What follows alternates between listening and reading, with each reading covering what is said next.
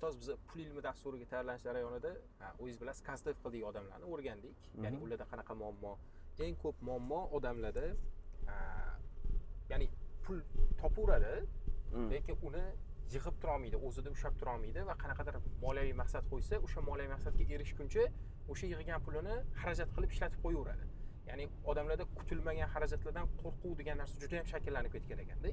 O'shani hisobiga odamlarga nima tavsiya bera olamiz? Ya'ni masalan aytaylik, mashina olishni, uy olishni niyat qilayotgan odam qanaqa qilib pulini saqlab qolishi mumkin o'sha moliyaviy maqsadiga erishib bo'lgunicha? Yaxshi, ya'ni har bir inson orzusi bor-da. Yaxshi pul to'plasam, mashina olsam, yaxshi pul to'plasam, uyimga mebel qilsam, yaxshi pul to'plasam, bir xonali uyimni 2 xona qilsam, 2 xonali uyimni 3 xona qilsam, farzandlarim katta bo'ldi, to'y qilishim kerak, o'qitishim kerak, ota-onamni umraga, hajga jo'natishim kerak. Orzu havas insonni o'lgunicha bor. Har qanday orzu havasimiz istasak, istamasak moddiy masalaga borib taqaladi.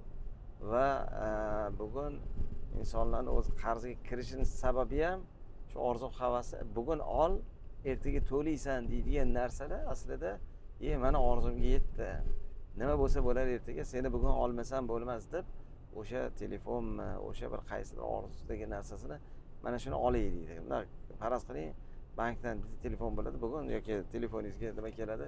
Siz bemalol hech qanaqa zalogsiz 10 million kredit olishingiz mumkin. Oling, istalganingizcha bemalol 12 oyda to'laysiz deydi. Lekin pulli bahosi qanchaligini gapirishmaydi. Bu oladigan 10 millioni o insonga necha pulga aylanishini aytishmaydi. Bugun ol, orzingga yet, ertaga to'laysan.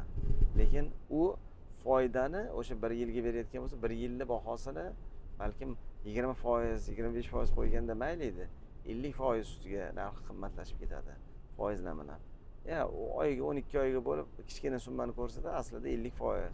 Bo'lmasa ba'zi holatlarni ko'rdik, pulli bahosi 78%, hatto 100% gacha. So'mda bo'lsa ham mayli, dollarda bo'lib ketganini bilmaydi. Bu insonlarning emotsiyasi, emotsional qaror. Har doim emotsiya bor, ya'ni hissiyot bor paytda aql o'chadi. Aql o'chganda inson o'shanaqa xato qarorlarni qabul qilib qo'yadi. Endi hali siz savolingizga keladigan bo'lsak, men orzum bor, boshqam bor. Bu orzu baribir hissiyotda. O'sha hissiyotga erishaman deydi, lekin katta narsani yig'olmaydi. Katta narsa uzoqda-da. Yaqindagi narsani ovray, naqdini ko'ray deydigan tabiat bor. Ya'ni shu kungacha bo'lmagan men qatim kam. Yo'kalik reklamalarda bo'ladi-yu. Ты этого достойна deydi. Ya'ni sen shunga loyiqsan. Bos, o'zingni xursand qilgin. Bos, sen zo'rsan. Seni qating kam deydigan hissiyotlarni marketologlar yaxshi ishlashni bilganligi uchun inson pul yig'a olmaydi. Va ayniqsa mana biz pulni boshqarish ilmi degan mavzuda pulli bahosini xatosi qayerda? Reklamada o'sha nasiyachilar, variantga beruvchilar, kredit beruvchilar aytmaydigan joyi tangani bu tomonni ochganimizda insonlarning ko'zi ochildi.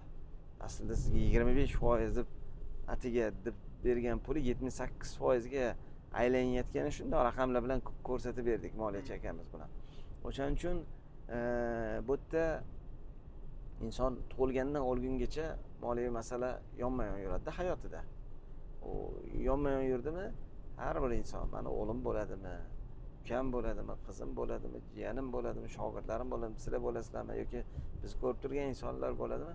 Hammamiz o'zimizni moliyaviy ozgina bilimimizni oshirishimiz kerak. Ya'ni nima to'g'ri, nima noto'g'ri. Xuddalik radar qo'yadi, mana bu oshib ketsang shtraf keladi deydi-yu. Mana shu xato qilsang shtraf keladi, bo'ldi, to'laysan. Sen jarima qildingmi? Ya'ni sen o'sha jarimani to'laysan. Xato qildingmi, to'laysan. Hayotda istalgan xatomiz, ya'ni moliyaviy qarorlarimizdagi xatolarimizni juda qimmat to'laymiz. Va ana shu insonlarni qarz botqog'idan chiqmaslikka, qaytaga yildan yil minusga kirib ketishiga sabab bo'layotgan bilimsizlikdan kelayotgan narsa. Bugun bir kishi bilan gaplashib qoldik. Akam bilan gaplashdik. Bir do'stim aytdilar, Hasanjon, Sanjonlar, mana shu ko'p suhbatda pul ilmi u deydi, rizq Allohdan deb bir hoji akamiz aytdilar. Ha, rizq Allohdan, lekin ilm bilan sabab qilish kerak-da. Sababi insonga berib qo'yilganda, rizq Allohdan hadeb pulni o'ylamagin, rizq beradi. Lekin pulni o'ylamagin deb divanda o'tirgan odamga bermaydi Alloh. Masalan, biz yaqinda o'sha Omanga bordik. Yunus alayhissalomning qabrlari bor deydi, olib borishdi. O'sha yerda gidlar ham boshqalar ham aytganda, hatto o'sha shifo ber deganda shunda bitta duo qil, men shifo beraman demagan ekanda, oyog'ingni mana shu yerga ur, ko'l paydo bo'ladi, suv bo'ladi, shunda cho'milasan yoki shundan ichasan, keyin shifo bo'ladi deb, masalan o'sha menimcha Qur'onda ham kelgan. Mana shu narsalarni, o'sha qissani Yusuf alayhissalom, Yunus alayhissalomning qissalarini masalan yana eslatgan bo'ldi. Ya'ni sen sababini qilishing kerak. Alloh o'sha rizq beradi deb yotishimiz kerak emasda. Bu miyamizga pulni o'ylamagin, rizq Allohdan deydigan fikrni ko'pchilik noto'g'ri qabul qiladi. Ha, rizq Allohdan yozganidan ko'pini kamini olmaymiz, lekin sabab sandan deydi-da. Sababini qilish ilm bilan, sababini qilish hunar bilan, ko'chaga chiqib non pishirib sotsangiz, sababini qilgan bo'lasiz, odamlar sizga pul beradi. Kira qilsangiz, sababini qilgan bo'lasiz, odamlar pul beradi. Qaysidir IT ilmini o'rgandingiz, sababini qildingiz, ITni qilganingiz uchun kimdir sizga pul beradi. Istalgan kasb egasi bo'lasiz, sababini qilasiz, Alloh beradi. Xuddi shunaqa pulni boshqarish ilmi ham sababini qilasiz. Nimani to'g'ri qilyapman, nimani noto'g'ri qilyapman. Noto'g'ri qarorlarim qaysi va menga nechta pulga aylanyapti, xato qarorlarimni bahosi nechta pulga aylanyapti deb har birimiz ozgina ilm olishimiz kerak-da. O'shaning uchun xulosa nima, bu suhbatimizdan baribir bir hikmat olishimiz kerak. Har bir inson mana shu harakatni qiladi. Daromadni topishi qo'l mehnat bilanmi, aql mehnat bilanmi? Qo'l mehnat seni boy qilmaydi degan gap ko'p ishlatgan edi. Ya'ni dadam, bobomlar ko'p aytardilar. Qo'l mehnat bilan, ya'ni u mardikorlik qilganimiz bilan bizni ko'p vatandoshlarimiz, yurtdoshlarimiz shu Rossiyaga borib qo'l mehnatda endi u stroykada ishlash bo'ladimi? Gastrobayterlik qilib o'sha mehnat bilan pul topadi, lekin u boy bo'lmaydi. U $500, $1000 bo'lgan ro'zg'orga uch yetmaydi. Ota-onadan uzoqda bo'lib, ahlidan uzoqda bo'lib, farzandidan uzoqda bo'lib $1000 topish bu boy qilmaydi. Biz xohlaymiz o'zbeklar boy bo'lsin, musulmonlar boy bo'lsin. Bu faqat ilm bilan, ya'ni sababini qilib boy bo'lish mumkinmi? Men o'shaning uchun bolalarimga o'rgataman. Bolam, mana qilsang, sen $1000 emas, $2000 topasan. Mana bu ilmni o'rgansang, sen to'ygacha mayli pul katta topmasang ham, lekin to'yingdan keyin senga $500 yetmaydi, $1000 yetmaydi, hatto 2000 ham yetmaydi. Sen hozir o'qigin, 15 yoshing bo'ladimi, 18 yoshing bo'ladimi, 20 yoshing bo'ladimi, o'qigin, o'qishing orqali sen kattaroq kalibrdagi ishlarni qila olasan. Sen ko'proq odamni boshqara olsang, loyihangni salohiyati katta bo'ladi degan fikrlarni birinchi navbatda farzandlarimizga, ikkinchi navbatda mana yonimizdagi shogirdlarga aytamiz va aslida farqini ham ko'ryapmiz. Ha, rizq Allohdan, lekin sababini qila olgani bilan noto'g'ri sabab qila olganini farqini ham ko'rib turibmiz shogirdlarimiz ichida. Ya'ni ikkalasiga bir xil imkoniyat berasiz. Bittasi eplaydi, eplagani uchun ya'ni natijasi kattaroq bo'ladi. Bu rizqimi, rizqi kimgadir mana bir xil fiksa oylik beramiz 2-3 milliondan. Lekin premiyasi bittasiniki nimaga 2 million, bittasiniki 5 million, bittasiniki 10 million, bittasiniki 27 million chiqyapti. Qizlarniki oddiy. Chunki bu o'sha muomala ilmini o'rgandi, sotuv ilmini o'rgandi. Klient bilan qanaqa to'g'ri muomala qilsa, klient pulini beradi, qanaqa qilsa pulini bermaydi. Bu ham tagida sabab va oqibat degan o'sha ilm bor. Mana shuni bilgan, shuni teoriyasini, shuni nimasini oddiy tushungan inson har doim aql bilan, har doim to'g'ri sababini qilib harakatini qiladi, keyin tavakkalni Allohga qo'yadi. Oson qilib, o'shani bilgani, bilimi borligi uchun osonroq, natijasi yaxshiroq bo'lishi mumkin yonidagi o'tirgan insonlarga nisbatan. Yo, rizq Alloh beradi deb yotib olsa, rizq Alloh beradi, ali deb to'g'ri noto'g'ri muomala qilsa bermaydi-da, ya'ni noto'g'ri muomala qilgandan keyin klient ham uzr deydi, telefonni qo'yib qo'ygandagi holatda bo'ladi. O'shaning uchun bu gaplarimizdan xulosa, endi boshidagi savolingiz yetkiza olmaydi dedik. Aslida kam oylik bugun masalan O'zbekiston sharoitida 5 million, 10 million oylik hech narsa bo'lmaydi. Uni yana teja deganimizdan foyda ko'rmayman-da men. Ya'ni hop teja degan bilan 5 millionga 5 kishilik oilani o'tda tursin, bitta talaba hozir Toshkentga kelgan talaba zo'rg'a balkim o'zini eplaydi, kvartirasini ham, boshqasini ham o'zi to'lasa-da, ota-onasidan agar pul so'ramaydi.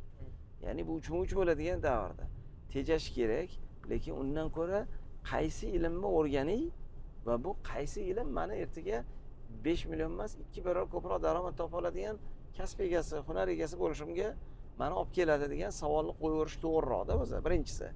ya'ni sababni ko'paytirish kerak. Va endi 5 million emas 10 million daromadga chiqadimi? Chiqadi, yo atrofimizni ko'rib turibmiz. Daromadga chiqadimi? Kecha 5 millionni yetib turgan bo'lsa, bu yoq 10 million chiqishi bilan xarajat tez yetib oladigan odati bor daromadlarga. Ana shu hoy-havasi ko'paytirib yorsa, ya'ni 10 million, 5 million topib turgan odam bugun 10 million topsa, 10 million xarajat ham 10 millionga yetib oladi. Chunki kecha o'ziga yeb ko'rmagan xarajatlarni bugun yeb ko'rishni boshlaydi. Har doim 10 million topar ekanman deb haligi kreditlarga variantlarga kirib yuboradi-da, oyga mana buncha topar ekanman deb doimiy xarajatini oshirib qo'yadi. Ko'rpasiga qarab oyoq uzatmaydi. Noto'g'ri qarzlarga kirib, keyin yana 10 million topsa ham xuddi barakasi bo'lmagandek his qiladi. Diqqat, stress, davleniyada bo'ladi. O'shaning uchun bu yerda endi hozir balkim umumiyroq men endi mashinada ketayotganimiz uchun hayolimga qanday kelgan bo'lsa, shunaqa fikr bildirgandirman. Gaplarimga qanchalik qo'shilasizlar, qo'shilmaysizlar izohlarda yozinglar. Agar ha, yo'q, Husanaka, men gapingizda jon bor, mamnuningizda jon bor desanglar, uni ham yozinglar va nimaga qo'shilasizlar, nimaga qo'shilmaysizlar, unga ham yozinglar. Ha, rizq Allohdan sabab qilmasa ham bo'laveradi desanglar ham yozinglar. Yo, to'g'ri aytdingiz, bunisi bunaqa, birinchi sabab bu sabab ilm, harakat, u qo'shilamiz desanglar, unga ham yozinglar. O'shaning uchun xulosa kattalashtirganingizni eplay olish, jilovlay olish, ya'ni daromadingiz katta bo'lganda rasxodingizni pulim ko'p bo'lsa nima qilardim degan hali ko'p bo'lmagan paytda kelishib rejalashtirish ilmi borda. Shu pulni boshqarish ilmida finansiy planирование deydi. Shaxsiy pulda ham finansiy planирование ilmi bor. Oilani byudjetini ham planирование ilmi bor. Tijorat boshlayman degan insonda bu finansiy planирование, ya'ni ishxonani, korxonani pulini rejalashtirish bu juda muhim. Ya'ni men qanaqa arendaga kira olaman, qanaqa kira olmayman. Men hozircha o'zimga nechta xodim ola olaman, nechta ola olmayman. Meni korxonam o'zi kichkinagina korxona bo'lsa 30 ta 40 ta xodim ola olmaymanmi har bitta funksiyaga, yoki hozircha kichkina korxona bo'lganim uchun imkoniyatimdan kelib chiqib sekin-sekin evolyutsiya bilan o'samanmi? Bu har bittasi finansiy moliyaviy planga bog'liq. Xo'p, mabodo plan A, plan B degan narsa bo'ladi. Men kutgan savdo bo'lmasa nima bo'ladi? Chunki har bitta qadamimiz biznesda xarajat. Xuddi shunaqa oilada har bir qadamimiz xarajat. O'zimizning shaxsiy hayotimizda har bitta o'ylagan fikrlarimiz, ishlarimiz, niyatlarimiz, maqsadlarimiz, orzularimiz hammasi xarajatga borib taqaladi. Xarajatsiz harakat nolga tengda. Ya'ni biz orzuni xohlaymiz, o'shaning uchun ketma-ketligi, endi biz rasmlar bilan tushuntiramiz, daromadlar bo'ladi. Daromadni oshirish strategiyasi har doim muhim. Undan ko'ra qo'shimcha topgan mablag'imni qanchadir foizi men o'sha daromad topa olish qobiliyatimni oshirishga tikib boraveraman, investitsiya qilaveraman deydigan ma'noda fikr bo'lishi bu to'g'ri fikr. Buni o'ylash bu juda to'g'ri fikr. O'ylagan inson olib reja qiladi. Chunki kechagi 5 milliondan bugun 10 millionga chiqa olgan bo'lsa, nima sababdan chiqqanini o'ylash kerak. Va demak, agar chiqa oldimi, o'sha pulni ko'paytirgan narsaga yana tikish kerak. Do'konda masalan do'kon ochgan odam 5 xil, 10 xil assortiment olib kelsa, qaysi mol yaxshi savdo bersa, o'sha molni yana olib keladi-da inson. Xuddi shunaqa shaxsiy hayotda ham qaysi harakat insonni daromadini oshirdi, o'shani bilish kerak. Demak, o'sha harakat bu faqat qo'l mehnatmidi yo aql mehnat bilan to'g'ri boshqaruvni hisobida, tijoratinimi yoki bir narsani to'g'ri boshqaruv hisobida kecha bilmagan narsasini o'rgandi, bildi, shogird tushdi, tajriba orttirdi, kirdi va bugun kecha 5 million topayotgan inson bugun 10 million topayotgan bo'lsa, demak qaysi ilm buni nimasini oshirdi daromad. Mashinaning skorisiga o'xshaydi. Birinchi skoris, ikkinchi skoris, uchinchi skoris, to'rtinchi skorisga degan narsa. Demak, ana shuni sababini bilish kerak va yana o'shanaqa sababga tikish, yana daromadini ko'proq qilishga ko'zi yetsa, demak o'sha yerga tikish kerak, vaqtini ham, pulini ham. Va u uni oshirsa, agar daromad yaxshi oshishni boshlasa, kecha 5 million edi, bugun 10 million, sababini bildi va 15 million qildi. Mayli 5 millionni o'zini mamrimenni nima qilmasdan, bemalol o'ziga ro'zg'origa 7 million, 8 million, 10 million endi kecha qila olmagan narsasini, ya'ni bolalarning o'qishi bo'ladimi, qaysidir uyi ta'minotini yaxshilash kerak. Lekin qaysidir narsa, qaysi o'sha daromadni muayyan fondi albatta yana daromadni ko'paytiradigan narsaga fokus qilinishi muhim. Bu investitsiya, bu aql mehnatdan kelayotgan narsa bo'lsa, ya'ni bilimdan kelayotgan bo'lsa, o'sha bilimga tikish kerak. bu bilmayman недвижимостьga tikib ko'paytira oladigan bo'lsa недвижимость qilish kerak, ya'ni ko'chmas mulk. Bu nimadir aksiyaga tikib qilayotgan bo'lsa, lekin har bitta narsani o'sha qilinadigan ishni ham falon chiqibdi, zo'r bo'libdi bilan emas, aql bilan qilish kerak. O'sha bilim bilan qilish kerak. Bilmagan odamdan o'rganish kerak, eshitish kerak, so'rash kerak. Balkim shunga o'xshagan o'zi hurmat qilgan qaysidir ustozlarni topsa kuzatib, shu inson qanaqa o'ylar ekan. Chunki siz biza havas qilgan insonlar bizdan qo'li bitta ko'p emas, ko'zi bitta ko'p emas. Ya'ni Alloh hammamiz bir xil qilib yaratgan. O'sha inson bilgan narsani balkim biz bilmagandirmiz. O'sha inson yurgan davralarda yurmaganligimiz uchun birinchi fikrdan sababini to'g'ri qilganligi uchun natijasi yaxshi bo'lgan. Demak, sizga o'xshab yuraylik deymiz, kimgadir havas qilsak, yoki farzandlarimiz sizga o'xshasin deymiz. Demak, sizni yo'lingizni bersin deymiz.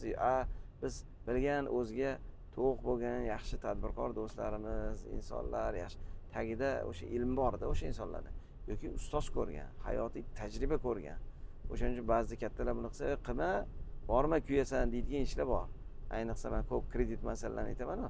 Kredit olsam zo'r bo'lib ketaman deganlar 80% uxlaydi-da. Qo'shilasizlarmi, yo'qmi shu gapimga? Yozinglar, yo kredit olibman, zo'r bo'lib ketganman, nima qilganman deganlar 5%, 10%dir. Lekin 80-90% uxlaydi.